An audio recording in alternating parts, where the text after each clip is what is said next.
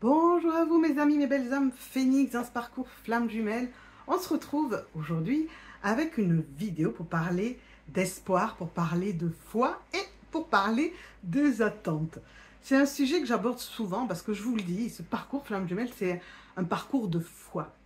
Mais la foi, c'est pas prier bêtement pour que les choses arrivent, c'est se connecter à plus grand que soi. C'est croire en plus grand que soi, en une espèce de protection. Je vais en parler, vous allez voir, on va en parler. Vous pouvez peut-être entendre le bruit de mon petit ventilo.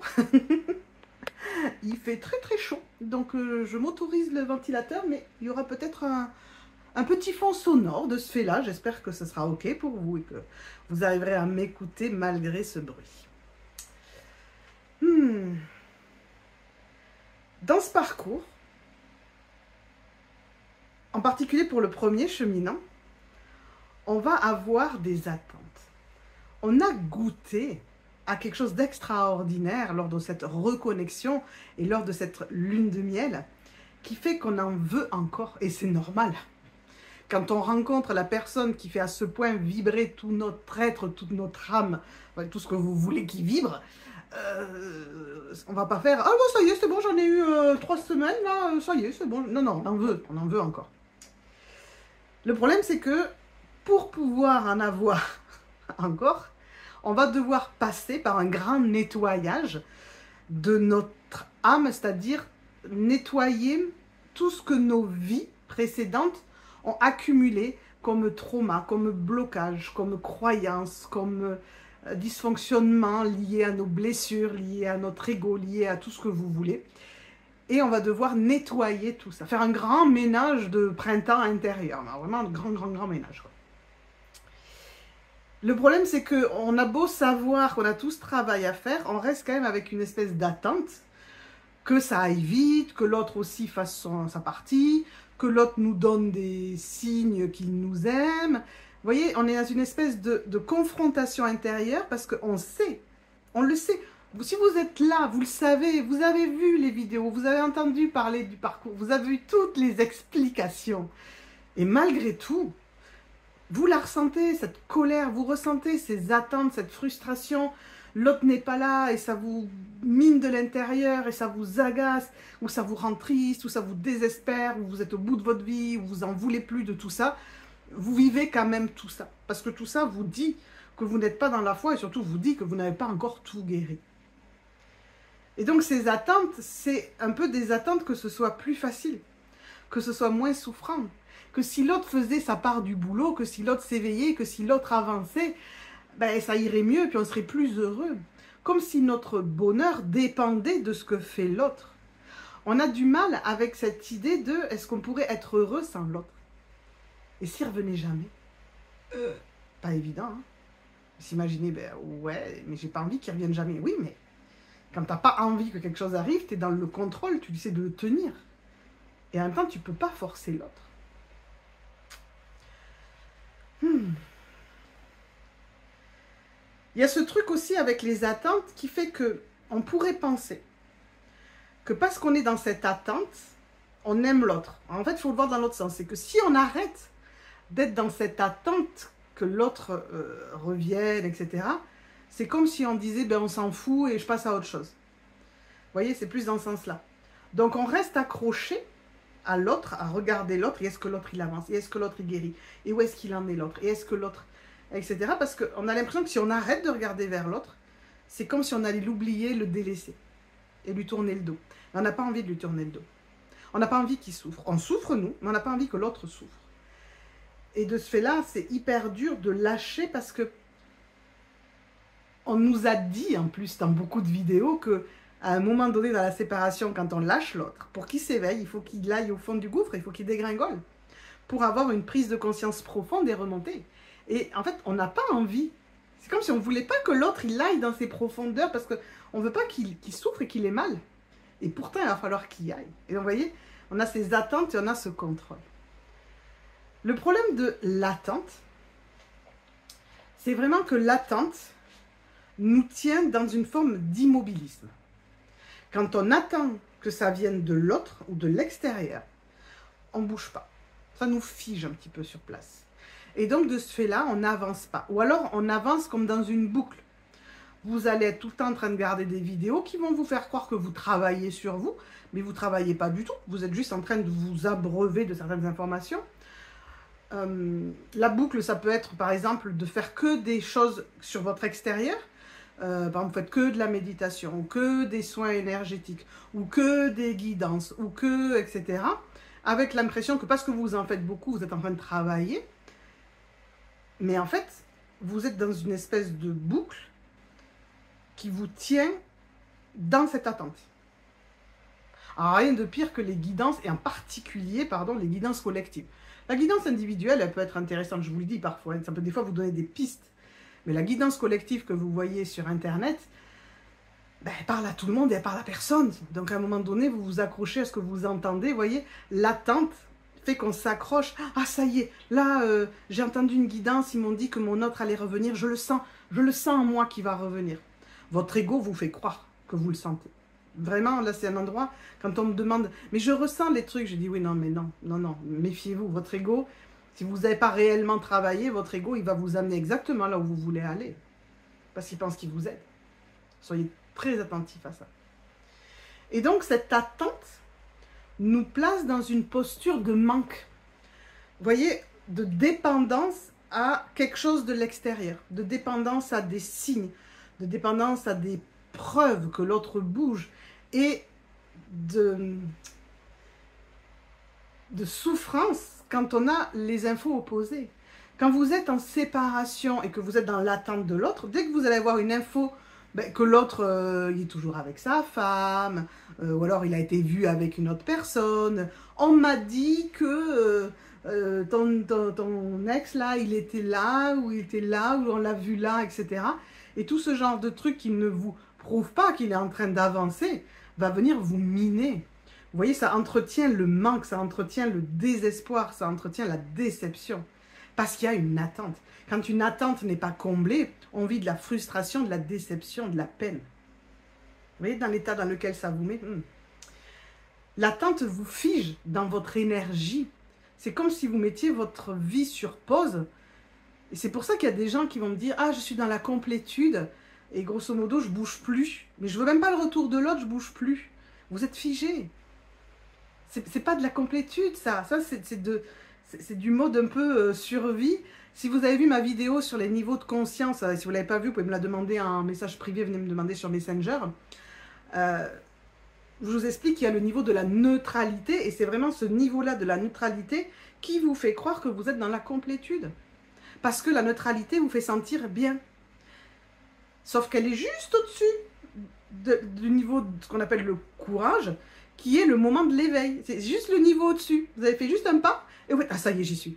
Non, il y a encore plein de pas au-dessus. Mais les pas au-dessus, ils vont vous demander de la volonté pour y aller. Vous voyez, ça c'est les 3 niveaux qui se suivent. Courage, neutralité et volonté. Mais l'attente, c'est une forme de contrôle.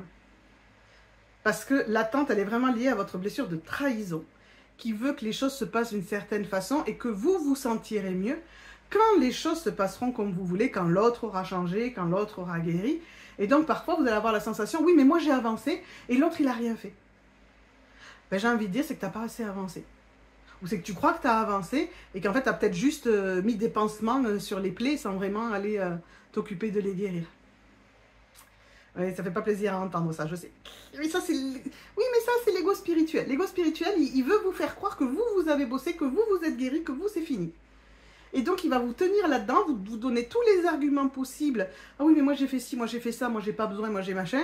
On est bon, parce que votre ego, il veut pas que vous alliez farfouiller là-dedans, quoi. Il veut pas disparaître, lui, il veut garder son rôle de protecteur tout-puissant. Donc, ça lui va bien de vous dire que non, c'est bon, nous, c'est bon. Nous, c'est bon, on a bossé. Vous voyez ? Et donc, même récemment, là, j'ai des personnes qui m'ont dit, moi j'avais travaillé, moi j'en étais là, il est revenu, mais j'ai vu qu'il n'en était pas au niveau où il aurait dû en être, donc je lui ferme la porte. Quelque chose comme ça, vous voyez, il n'en est pas là où il devrait en être, ou lui n'a pas, etc.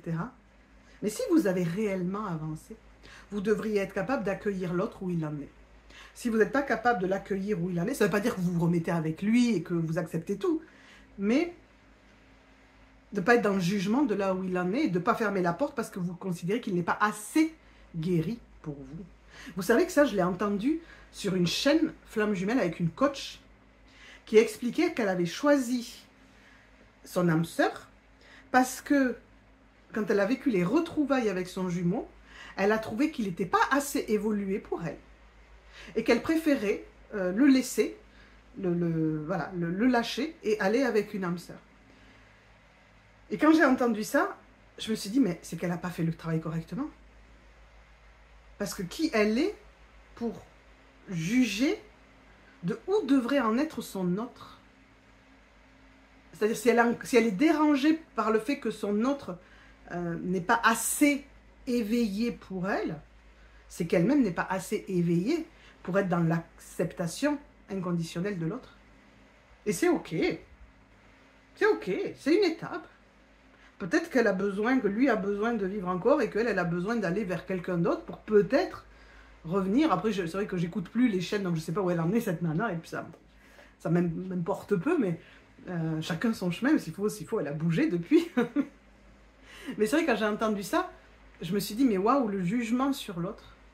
Mais après, le but, attention, si l'autre, il a évolué, mais pas suffisamment pour que vous vous sentiez en accord avec lui et le fait de revenir avec lui, ben, c'est ok. Les retrouvailles, elles servent à ça, vous voyez, à tester un peu où on en est et quelque part de dire, non, là, non, je me sens pas encore. Je me sens pas d'être avec toi tel que tu es aujourd'hui, même si je vois que tu as bougé. Est-ce que tu veux bouger davantage ou est-ce que... Ben voilà, après, les retrouvailles, c'est des allers-retours aussi. On en reparlera une autre fois. Donc ça, c'est l'attente. L'attente, elle va avoir tendance à nourrir l'illusion que tout dépend de l'autre et qu'il faut un certain timing parfait. En fait, l'attente, cette forme-là d'attente, c'est un piège. Intérieurement, on s'accroche. Vous voyez, on est toujours dans notre ego et on remet un peu toute la responsabilité sur l'autre. Genre, nous, c'est bon, c'est à l'autre de tout faire. Maintenant, allons voir la foi. La foi, c'est quelque chose qui va se vivre à l'intérieur. C'est comme un élan intérieur pour continuer à avancer. Sans avoir de preuves, sans avoir de garantie qu'on va avoir un jour ce qu'on veut. Mais il y a une forme de certitude intérieure. Alors attention, ce n'est pas forcément une certitude que l'autre va revenir, mais c'est une certitude qu'on est protégé, que tout est à sa place. Vous voyez, une certitude, comment vous dire ça? Une certitude que si les choses arrivent comme elles arrivent, c'est que c'est comme ça qu'elles doivent arriver pour nous. Que tout a sa raison d'être. Vous voyez, la foi, c'est un petit peu ça. La foi ne nous garde pas dans l'inaction. Elle nous invite à avancer, à créer, à s'ouvrir dans l'inconnu. La foi, elle nous porte à aller vers l'inconnu. Si vous avez peur de l'inconnu, si vous avez peur de l'avenir, vous êtes dans l'attente, vous êtes dans le contrôle. La foi nous dit, vas-y, je suis là. La foi, c'est Indiana Jones qui marche dans le vide là et qui marche, qui finit par marcher sur le sol. Il y avait un dessin animé aussi, c'était En Avant, je crois, où pareil, à un moment donné, l'espèce de petit troll là, il a un bâton et il marche dans le vide. Et la foi, c'est d'y croire. On vous dit, va, marche, crois-y, et on y va. Parce qu'on le sent qu'on peut y aller. En fait, la foi, c'est vraiment s'en remettre à plus grand. Avant, on avait la foi avec l'Église. Il y a encore plein de personnes qui sont dans la religion, etc. Et l'Église nous disait, ayez la foi. Crois en Dieu et Dieu t'aidera. Prie, fais tes demandes, fais tes prières. Aujourd'hui, beaucoup d'entre nous, on n'est plus dans la religion et donc on a perdu cette capacité à faire des prières, à faire des demandes. Avant, parce qu'avant, on les adressait à Dieu, on les adressait à Marie, on les adressait à Jésus, on les adressait aux saints, etc. On a perdu tout ça. Mais qui vous empêche encore aujourd'hui de faire des prières? C'est pas parce que vous faites une prière que vous êtes dans la religion. Faire une prière, c'est vous adresser à plus grand que vous et faire une demande. La demande, c'est pas « je veux que mon autre revienne ». l'amène. Non, la demande, c'est juste, montre-moi le chemin, guide-moi, guide mon autre, amène-le là où il doit aller pour s'éveiller, amène-moi moi où je dois aller pour continuer à avancer, pour grandir. N'hésitez pas à faire des prières, allumer des bougies, prier la source. Moi, j'avais un petit truc, c'était, comment je disais? Je disais, la source, les anges, Dieu, mes guides et tous ceux qui me regardent de là-haut, je vous adresse une prière. Vous voyez, j'élargissais le truc. J'avais envie de m'adresser à tout le monde, c'est-à-dire, grosso modo, qui a envie de m'écouter, de me soutenir, venez. C'était, mais c'était quand même beaucoup la source. La source, source divine, je l'appelais facilement. Source divine, ouais, voilà, j'aimais bien lui donner ce nom. L'idée de Dieu, c'est de passer de l'idée de Dieu comme un personnage à l'idée d'une énergie à l'échelle de l'univers. Vous voyez, cette énergie divine qui fait qu'on est tous reliés comme un grand tout. Et donc, quelque part, on est une part de cette énergie divine. C'est pour ça qu'on est des êtres créateurs. Et donc, cette idée de foi, c'est de s'en remettre à plus grand. Parce qu'il y a plein de choses qui ne sont pas à notre pouvoir. Il y a plein de choses que vous essayez de contrôler, mais qu'en fait, ça ne dépend pas de vous. L'éveil de votre autre, il ne dépend pas de vous. Quand vous êtes en séparation, vous avez fait tout le taf de ce que vous aviez à faire, de trop donner, de vous accrocher, vous l'avez fait, c'était votre boulot de faire un peu tout ça. Et lui, il a fait son boulot, votre autre, de rien vous donner, de vous donner que des miettes, de vous ghoster. Il a fait son taf aussi, il a bien appuyé sur vos blessures. Et donc, c'est de comprendre qu'à un moment donné, vous ne pouvez pas changer l'autre par le contrôle et par vos attentes. Et donc, c'est là que vous lâchez ça, que vous en mettez à plus grand, ce qui n'est pas en votre pouvoir. Et ce qui est en votre pouvoir, vous allez vous en occuper. Votre transformation intérieure, elle dépend de vous. Si vous faites une prière, transformez-moi, guérissez-moi. Non, c'est votre. C'est vous intérieurement. Mais par contre, vous pouvez demander, aide-moi à guérir. Fais-moi affronter ce que j'ai besoin pour avancer et guérir. Vous voyez, mets-moi sur le chemin.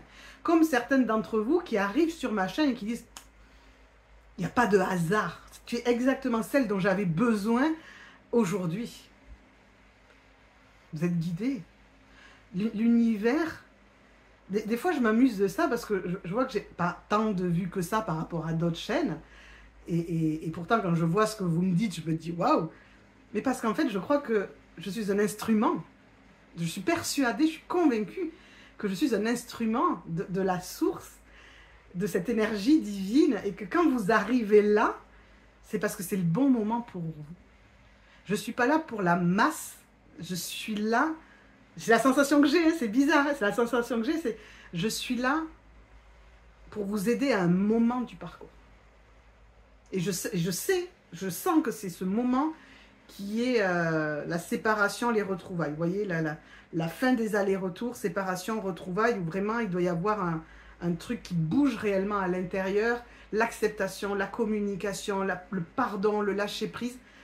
Je sens que c'est là que je dois être. Et ça, il faut que vous soyez prêts pour entendre ce que je dis, parce que beaucoup de gens qui entendent ce que je dis, ils ne sont pas d'accord. Non, mais c'est pas possible, on ne peut pas tout accepter de l'autre et tout. Et tant que vous êtes dans ces pensées-là, ça ne fonctionne pas. Je m'égare, hein. Mais je crois que vous aimez bien quand je m'égare. Donc la foi, c'est de s'en remettre à plus grand.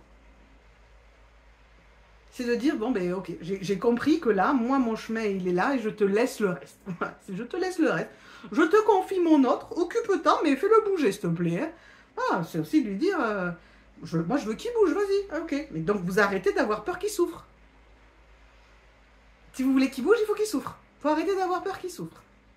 Vous n'êtes pas responsable de ses souffrances. Et donc la foi, c'est une forme de lâcher prise. C'est-à-dire sentir que vous êtes guidé, même si vous ne comprenez pas d'où ça vient. Sentir que ce qui vous arrive, c'est-à-dire que l'univers vous met les choses devant vous. Là, j'ai une personne... J'ai une personne, il y a quelques jours, là, qui me dit « Je viens de te découvrir et je viens de découvrir ton programme de cet été. J'ai l'impression que c'est exactement ce dont j'avais besoin. Et je viens juste de te découvrir. Et alors, je ne sais pas. » Ben, je lui dis « Si, si c'est le bon moment, si tu le sens, pourquoi tu t'écouterais pas? Moi, ma toute première formation avec Lise Bourbeau, quand j'ai démarré, j'ai découvert son livre. Je crois qu'une semaine après, j'étais inscrite à sa formation de 3 ans. Une semaine après, j'avais lu un livre de Lise Bourbeau, je ne connaissais rien au développement personnel. Ça m'a semblé une évidence. Genre, l'univers, il m'a balancé le truc devant, il m'a dit là. J'ai fait ok, je fonce. Et à ce moment-là, je n'étais pas du tout connectée à la fois le truc, j'ai juste senti que j'ai senti l'appel, quoi. Et j'y suis allée. J'ai arrêté de réfléchir avec le mental. La foi, il n'y a pas de mental. La foi est liée à votre intuition, à votre connexion divine. C'est directement lié avec là-haut. On ne parle pas d'ancrage, là vraiment on est connecté là-haut. Et la foi est liée à l'espoir. Un espoir vivant, un espoir vibrant. C'est l'espoir que si je m'ouvre à ce que je veux va m'arriver. Vous savez, on attire ce que l'on vibre. Si vous êtes dans la foi, vous êtes dans l'énergie qui va attirer ce que vous voulez. Alors que si vous êtes dans l'attente et dans le manque, votre vibration repousse. Ça met trop de pression sur l'autre. Si vous êtes dans la foi, vous êtes dans l'ouverture, dans l'accueil, et ça donne de l'espace à l'autre ou à tout ce qui doit vous arriver. La peur prend trop de place. Quand vous êtes dans la foi, vous avez repoussé les peurs. Vous ne vous accrochez plus aux peurs. Et donc les choses peuvent arriver avec beaucoup plus de facilité dans votre vie. Il n'y a pas d'obstacle pour les choses qui doivent vous arriver. Vous voyez, c'est l'abondance un petit peu. Quand on travaille sur l'abondance, il y a vraiment cette connexion à plus grand que nous. Si vous n'y croyez pas, ça ne va pas arriver. Ou difficilement. Ou vous allez douter, vous allez avoir peur, vous n'allez pas oser, parce que vous n'y croyez pas. Et donc la foi, on pourrait dire qu'elle comble le manque par la confiance. Au lieu d'avoir du manque, on remplit avec de la confiance. Vous voyez cette idée? Je sais que ce n'est pas évident, hein, mais je vous donne comme ça des petites explications pour que vraiment vous puissiez essayer de passer d'un état à un autre. Et donc la foi vous permet d'agir avec confiance, de semer ce que vous avez envie de voir pousser dans votre vie. Même si vous ne savez pas quand ça va pousser. Même si vous ne savez pas si ça va beaucoup pousser, mais en tout cas, vous semez quand même. C'est quand même vachement de la foi quand les agriculteurs, ils sèment le blé en espérant avoir une bonne récolte. Et après, des fois, il y a des conditions climatiques, tout ça, mais si tout se passe bien, ce qu'ils sèment, ils vont le récolter. C'est ça la foi, avoir confiance. Sinon, si on veut le résultat tout de suite, on aurait du mal à semer les graines, parce que dans les graines, on ne voit pas la plante finale. Et pourtant, vous en semez des graines. Donc, l'idée, c'est vraiment de sentir que l'attente vibre le manque, vous voyez, au niveau énergétique, on va dire. Donc, comme l'attente vibre le manque, elle attire le manque. Vous voyez, vous êtes en manque, et vous êtes encore plus en manque. Vous ne recevez pas ce que vous voulez recevoir, parce que vous voulez le recevoir. Vous voulez que l'extérieur comble votre manque. Donc ça ne fonctionne pas. C'est comme si vous vouliez des signes. Je veux bien y croire, mais je veux des preuves. Ben non. La foi, elle vibre la confiance. Elle attire les réponses naturellement. Vous sortez du doute juste parce que vous ne doutez plus. Parce que vous dites, mais j'y crois. J'ai pas de preuves, j'en sais rien. J'y crois parce que je le sens. Il y a un truc qui se ressent à l'intérieur. C'est savoir que l'univers, que Dieu, que tout est là. Que tout est déjà là. Que tout est déjà prévu, programmé, le chemin. Et que peut-être il sera long ou moins long. Vous voyez, moi, mon histoire, elle n'est pas longue. Mais en même temps, je suis là pour vous en parler. Si mon histoire durait 10 ans, ça serait difficile de vous aider sur les retrouvailles si je ne les avais pas vécues. Donc c'est comme si on a tous des chemins différents avec des choses différentes à vivre. Et accepter ça. Accepter sans se comparer. On n'est pas là pour se comparer aux autres. C'est dur ça. Putain, pour moi ça c'est... chaud, chaud. Mais chacun son chemin. Chacun son chemin. Alors comment savoir dans quelle posture on est? Ben, l'attente, vous allez vous sentir facilement agacé, frustré, déçu quand vous n'avez pas ce que vous voulez.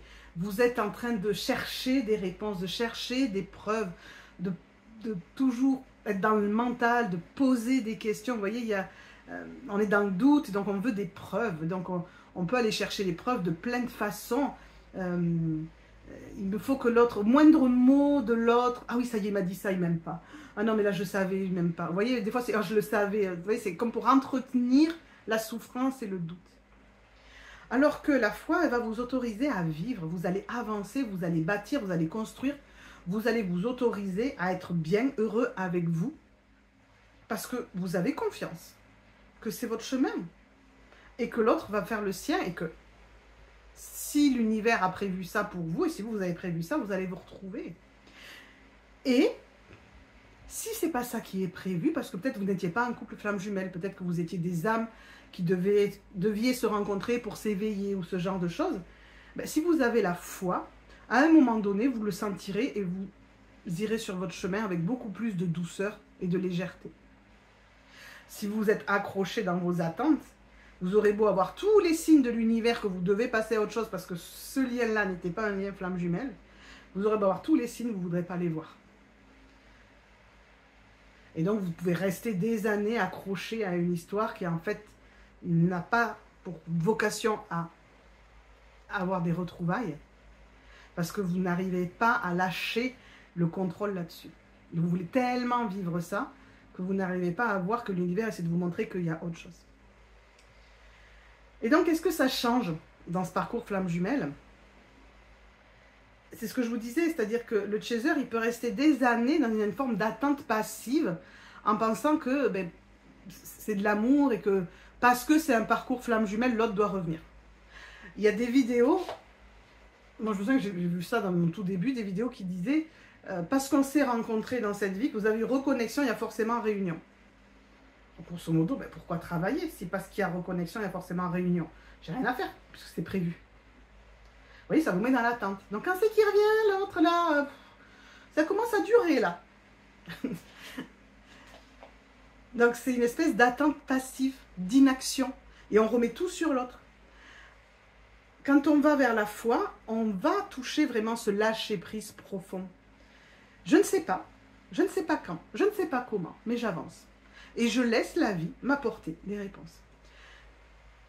Vous voyez, l'accompagnement que j'ai proposé cet été, donc en fonction de quand vous voyez la vidéo, j'en ai déjà parlé, là, retour à soi, que je pense que je vais reproposer à d'autres moments de l'année. Cet accompagnement-là, je ne l'avais pas anticipé, je n'avais pas eu l'idée. Et à un moment donné, un jour, je me suis levée et c'est comme si j'avais eu l'info. Propose ça. Fais un truc. Le truc qui m'est venu, c'est fais un truc intense, accessible. Pour que les gens puissent participer. Je me sens guidée. Vous voyez, quand je m'en remets à l'univers, l'univers s'en remet à nous. On devient l'instrument de l'univers avec notre accord. Et moi, je sens que l'univers, il me dit, tu dois rendre un certain enseignement accessible. Mais il ne me dit pas, sacrifie-toi et donne tout gratuitement. Enfin, je ressens pas ça. Mais je ne ressens pas non plus de, vas-y, gagne beaucoup d'argent sur leur dos. Je ne ressens pas ça du tout. Bien au contraire. Mais il y a quelque chose qui me dit, ton abondance viendra de ce don, de cette accessibilité que tu donnes. Et la foi, c'est d'y croire et de dire, ok, je le fais. Ok, je le fais. Et un truc que je sais, c'est que si je disais ce que je donne, à quel prix je le donne, je pense que les coachs business, ceux qui sont thérapeutes et tout, que les coachs business, ils me hurleraient dessus. Et tu te rends pas compte de ce que tu fais à ce prix-là? Et bien je leur dis merde. Parce qu'à un moment donné, être accessible, c'est... Oh, comment je pourrais vous expliquer ça? J'ai la foi en fait que l'argent est une énergie, c'est pas une énergie, l'argent est un flux. L'argent, c'est un outil et qu'on n'a pas besoin que l'outil soit cher. Vous voyez, c'est la qualité de la personne qui utilise l'outil plutôt que l'outil. Et que donc, c'est pas parce que ma formation sera plus chère qu'elle sera meilleure. C'est juste qu'elle va davantage m'enrichir. Et donc, il y a quelque chose en moi qui dit, donne le meilleur de toi-même et permet à tout le monde de pouvoir venir en profiter. Je me suis un peu égarée, mais c'est quand même vachement important pour moi, ce passage-là, même s'il n'est plus dans les flammes jumelles, parce que beaucoup d'entre nous, dans ce parcours flammes jumelles, on est amenés un peu à changer de vie, et beaucoup veulent partir dans le soin, suivre une mission d'aide aux autres et tout ça, et tout ça, souvent, nous entraîne vers une reconversion où on se met à son compte. Et quand on se met à son compte et qu'on n'a jamais été de sa vie, on se retrouve confronté à cette nécessité de poser des prix, de faire payer nos services et d'avoir des prix adaptés avec ce qu'on donne et le temps qu'on y passe et tout ça, et de trouver une justesse là-dedans. Et donc, c'est qu'est-ce qu'on écoute? Est-ce qu'on écoute des coachs terrestres qui sont connectés à la matière et peut-être dans leur ego et tout ça? Ou est-ce qu'on se laisse guider par cette foi que on peut être dans l'abondance en étant accessible, par exemple. Là, pour moi, c'est ça. Et moi, j'ai écouté ça. Et actuellement, je me sens riche. Si vous ne pouvez pas savoir à quel point je me sens riche.